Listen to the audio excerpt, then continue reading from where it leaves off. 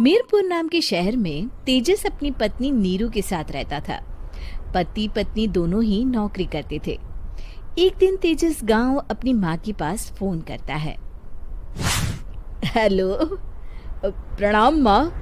जीते रहो माँ, तुम दादी बनने वाली हो हैं? अरे वाह, ठीक है बेटा, मैं कल ही आती हूँ। जब माँ जी शहर पहुंची तो बेटे बहू ने बहुत अच्छे से स्वागत किया। लीजिए माँ जी, चाय। अरे गर्मा गर्म पकोड़े ले आओ माँ के लिए। नीरू रसोई में गई और 2 मिनट में ही पकोड़े ले आई। जी ये लीजिए। बहू जादू से बनाए हैं क्या? अभी तो रसोई में गई थी। यम्मी। माँ जी, शीला रसोई में पकोड़े तल रही है, मैं बस लेकर आई। हे भगवान, मेरा धर्म भ्रष्ट कर दिया तूने। अब तो गंगा जल से शुद्धिकरण करना होगा। दूसरे दिन, माँ जी मैंने नाश्ता बना दिया है, ऑफिस जा रही हूँ। पर अभी तो घर का सारा काम पड़ा है। शीला आती ही होगी, झाड़ू पोछा बर्तन कपड़े वो सब कर लेगी। हमारे जमाने में घर का सारा काम हम ही करते थे। जी माँ जी, आप बहुत होशियार हैं, मैं घर ऑफिस दोनों नहीं संभाल पाती। तो जरूरत क्या है घर से बाहर जाकर चाकरी करने की? वैसे भी घर का काम खुद करने से घर में बरकत आती है, समझी? पर माँ जी। पर वर कुछ नहीं, इस महीने की पगार मिले फिर ऑफिस बंद। हाँ। रात को नीरू तेजस से कहती है, सुनिए जी, माँ जी बोल रही थी कि मैं नौकरी छोड़ दूं। वैसे ठीक ही तो है, अभी तुम्हें आराम की जरूरत है। फिर भी आराम कहाँ, शीला को छुड़ाने के लिए बोल रही थी। तो अब 24 घंटे में इतना काम तो कर ही सकती हो। पर जॉब पसंद है मुझे, घर पर मन नहीं लगेगा।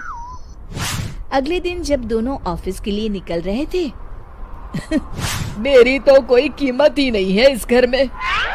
माँ जी, आजकल महंगाई बहुत है, रहन सहन भी बदल गया है, दोनों नौकरी करते हैं तभी ठीक रहता है। अच्छा, तू कहना क्या चाहती है? मेरा बेटा तुझे बिठा के खिला नहीं सकता? तू ही इस घर का खर्च चला रही है, हैं? नहीं माँ जी, मेरा वो मतलब नहीं था। मतलब खूब समझती हूँ, ये बाल धूप में सफेद नहीं किए मैंने। हाँ। अब तो ये रोज का काम हो गया था। तेजस भी रोज की झिकझिक से परेशान हो गया था। एक दिन उसने कहा, नीरू, वैसे भी तुम्हें मैटरनिटी लीव मिलने वाली है, तो अभी से ही छुट्टी ले लो। पर क्या, मेरी सैलरी अच्छी खासी है। आखिर नीरू ने रिजाइन कर दिया। जब बच्चा हुआ तो घर में सब बहुत खुश हुए। कुछ दिनों बाद तेजस फाइल देख रहा था। क्या हुआ तेजस, कुछ परेशान लग रहे हो? हाँ, वो हमारी जितनी सेविंग्स थी वो तो हॉस्पिटल में और छठी के फंक्शन में खत्म हो गई है नीरू। और अभी वैसे मंदी चल रही है तो मैं बोल रही थी कल मुन्ना को हेपेटाइटिस का टीका लगवाना है। नीरू, क्या पोस्टपोन नहीं कर सकते? नहीं जी, बिल्कुल नहीं। अब तेजस को समझ में आ रहा था कि उससे गलती हुई है। पैसों की कमी का असर घर के माहौल पर भी पड़ रहा था। अगले दिन, बेटा मेरा चश्मा और ये दवाइयाँ ले आना, पर्चा देते हुए माँ जी ने कहा। जी। तेजस, मुन्ना के लिए दूध का डिब्बा और डायपर भी ले आना, और ये किराने के सामान की लिस्ट है, इसे भी लाना है। तेजस गुस्से में लिस्ट मरोड़कर फेंकता है और चिल्लाता है, पैसे क्या पेड़ पर उगते हैं? ये ले आना, वो ले आना।